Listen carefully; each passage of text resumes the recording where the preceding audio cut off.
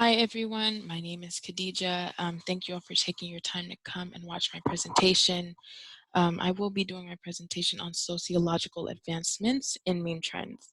So really quickly, I decided to do this topic and it stood out to me through watching a TED Talk in my media and information literacy course, as well as remembering to the beginning of the year when all of these World War III memes were trending and how I felt like they were particularly desensitizing towards those on the other side of the world where we as a Western nation are making memes and not sort of like understanding what those who are on the other side have to deal with on a daily basis.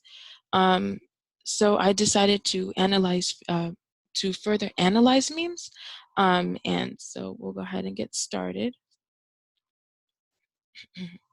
So what is sociology? For those who studied or took a course in sociology, there is an emphasis on looking at things from multiple perspectives and analyzing them from the use of theories and understanding. So there are also sociological pressures and societal pressures in individuals' upbringing that leaves the interpretation on their on their outlook of life and the use of memes, as along with the cultural narrative that is interpreted in the outlook of the world. So the definition that I have for sociology here is the scientific study of the nature and development of society and social behavior. So for my analysis, I plan to take the use of memes on a societal level and ask the question on what is the reason as to why memes are developed and their transitions in human perspectives. And I plan to do that through understanding the trends in which memes are shared, and I will also have a few examples as well.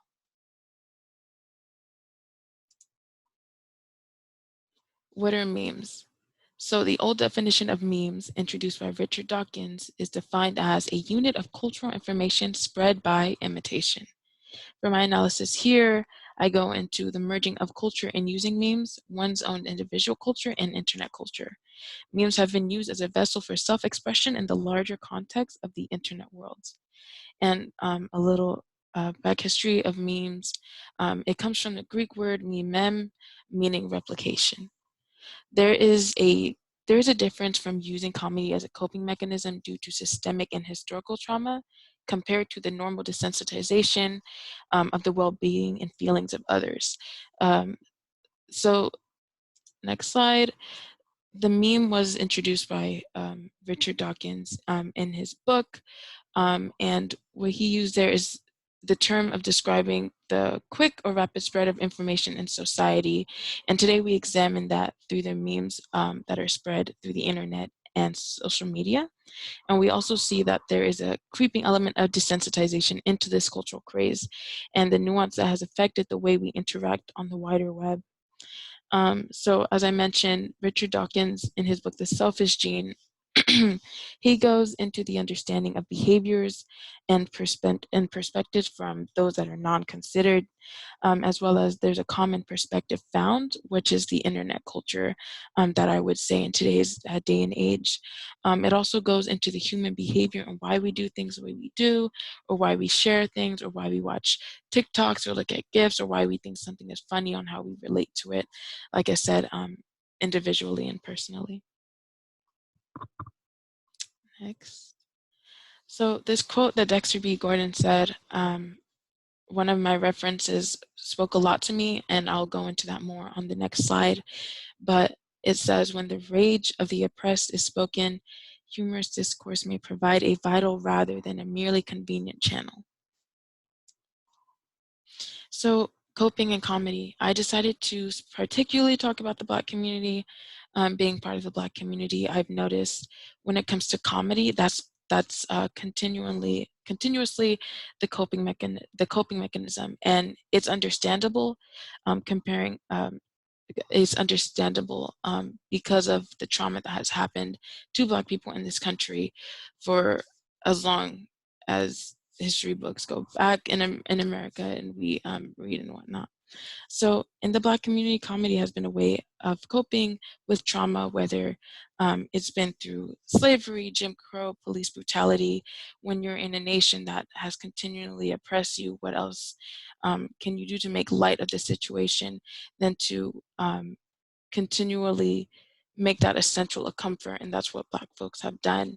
And a saying in the Black community is laugh to keep from crying. And that resonates a lot.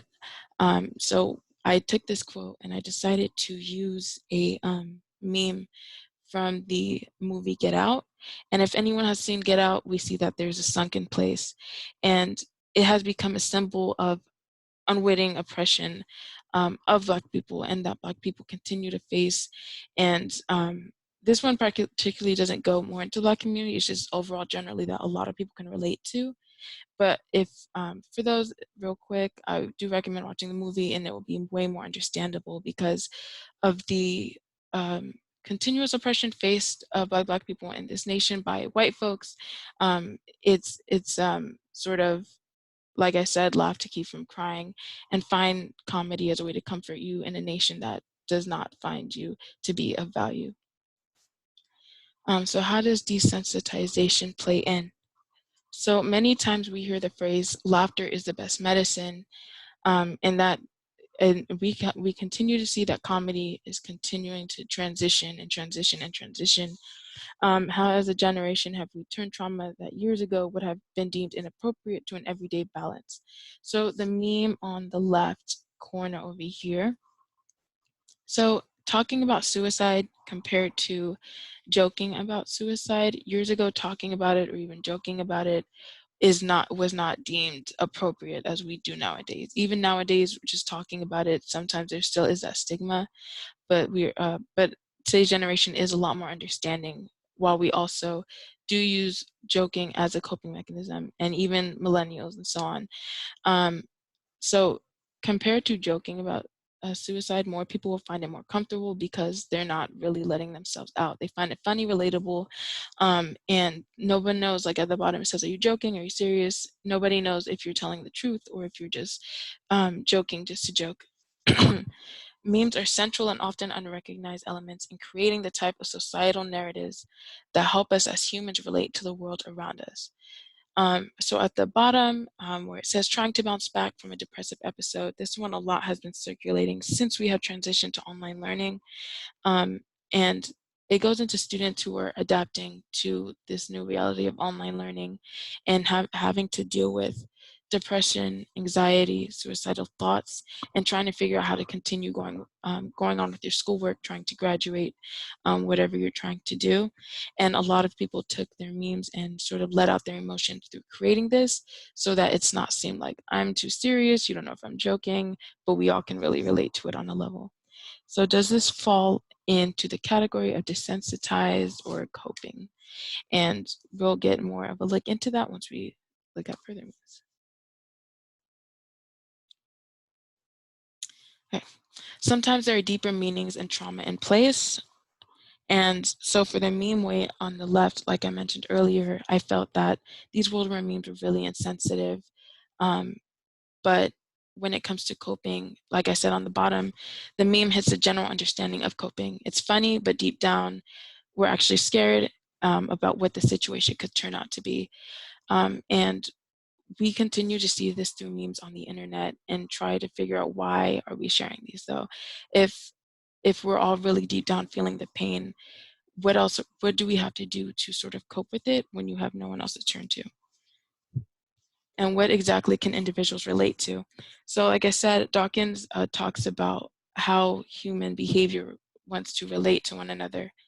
And sort of everyone in America, or almost everyone can sort of take these memes and relate to it, because we're joking about getting drafted, but once if we do get the letter, then oh snap, like I don't want to do it, it's not funny anymore.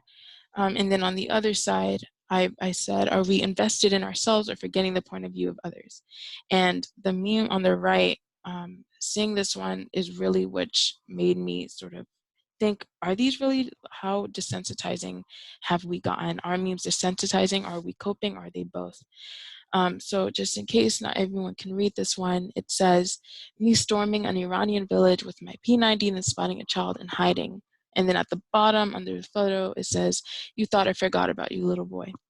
That meme right there sort of had me thinking about the desensitization. Are we coping using this meme, or are we just saying it because we are looking at it from a Western point of view and we're not really, war doesn't come here, war goes there? Are we just thinking about ourselves? So I use this picture, a picture is worth 1,000 words, because when it comes to looking at things from a sociological perspective, we interpret it in our own ways, especially when it comes to our cultural upbringing and whatnot. So these, I set aside different memes to analyze really quickly. I've only talked about memes that seem to be coping, which we can relate to. A lot of memes are generated and are passed through the internet and become trends because many people can relate to them. So the meme in the corner, it says, when uni is killing you, but you haven't got time to die as much as you have too much work to do.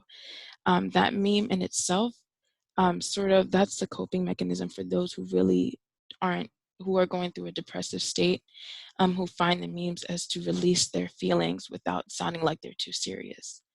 And that one is through coping, although it can be seen as desensitizing to ourselves because we're feeling as if our feelings aren't valid anymore. The one in the middle, we look at this meme and we can see like the equitable and social and political aspect of memes that also come with as well. Generation Z and millennials are really good in using memes to portray political points of views and whatnot, and still have that, still have the balance between their fun side, but also knowing what's happening in the world. So it says quarantine, and then it has a person pointing to the butterfly, or pointing to the saying that says, is suppression, and it's white America doing that. And we see this a lot with people out there in the streets protesting about getting a haircut and whatnot. And deep down analyzing it, you see that there are minorities in America that have constantly been oppressed, but once something happens to the general privilege of white America, they feel like they're being oppressed. And then the one in the corner at the top, where it has the cat in the hat with a baseball bat that says, my crippling inability to disassociate myself my self-worth from productivity. And then the boy in front, me ready for freedom from the stress of school in the time of Corona. This one a lot also goes with coping and people relating to one another, especially like I mentioned earlier with the transition to online. Looking at this from a sociological point of view, the behaviors that many people feel during this time is been put into memes. And you can see that right on the bottom as well, with Patrick trying to open the lid. But it's like, I have so much to do, but there's also so much on my mind. I don't know what else to do besides make memes and sort of forget about reality. The one in the middle where it says boomers, and then Boomer saying, I have heard she went to looks around, whispers therapy. And the millennials and Gen Zs not really caring about what people think when it comes to therapy. And like I said, coming from like a political, and as we continue to advance and to new generations, it's normalizing things that people shouldn't be afraid to share. And that's a point of memes that aren't really looked at. We sort of look at only the negative aspects, when we also have this wide variety of people who notice these things that should not be seen as something you should be ashamed of. And then lastly, on the left, it's another coping and sort of joking, but like really feeling the pain. Online teachers giving so much homework during COVID and whatnot, and students feeling the pressure of it as you see the waterfall or the water like gushing out and whatnot. So these are my references. In conclusion, when it comes to society and desensitization and memes and coping, they all do go hand in hand. Although there's an aspect of desensitization in Western society. There's also the coping mechanism that what else can you do besides make memes and joke about it, whether it's through creating TikToks, whether it's through making memes and whatnot, posting on Twitter.